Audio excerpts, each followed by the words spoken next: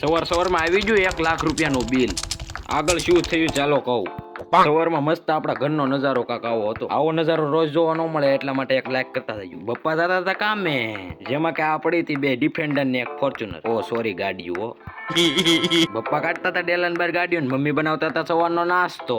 પછી તો મમ્મીએ કહી દીધું ઘરમાંથી ઘીની બવણી અંબાવ. ભાખરીમાં ઘી સોપડવા લઈ લીધી આપણે ઘીની બવણી, અને મમ્મીને આપી દીધી ઘીની બવણી. અને આવી ગયું 1 લાખ રૂપિયાનું બિલ. ઓ સોરી, 1142 રૂપિયાનું બિલ આવ્યું છે. થઈ ગયો મસ્તીનો 9 ધોઈને રેડીને. ચાલો મેં કહી દીધું છે, હજી લાઈક ન કરી હોય તો લાઈક કરી નાખો ગાયગા. પછી આપણે પણ મમ્મી સાથે નાસ્તો કરવા બેસી ગયા. સવારના નાસ્તામાં ચા ને ભાખરી હોય એટલે આપણે બધું આવી ગયું.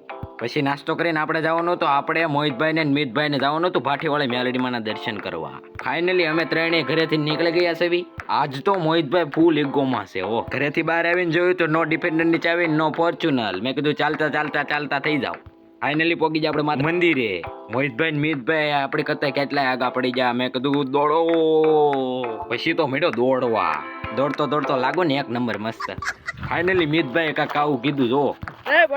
ફાઇનલી આપણે પોગી ગયા છીએ ભાટીવાળી મેલડી માતાજીના મંદિરે. ફાઇનલી મોહિતભાઈ મિતભાઈ ને હું ફાઇનલી અમે ત્રણે પોગી ગયા છીએ ભાટીવાળી મેલડી માતાજીના મંદિરે. પછી તો આપણે કરી લીધા શ્રી ભાટીવાળી મેલડી માતાજીના દર્શન. તો તમે પણ કરી લો શ્રી ભાટીવાળી મેલડી માતાજીના દર્શન. ફાઇનલી ભાટીવાળી મેલડી માતાજીના દર્શન થયા હોય ને તો કોમેન્ટમાં જરૂરથી લખતા દેજો જય ભાટીવાળી મેલડી માં. માતાજીને દર્શન કરવા જવું જ પડે, કેમ કે માતાજીની દયાથી અને તમારા બધાના સાથ સહકારથી જ મારું હાલે છે. પછી આપણે કરી લીધા શ્રી આપણા સુરાપુરા દાદાના દર્શન.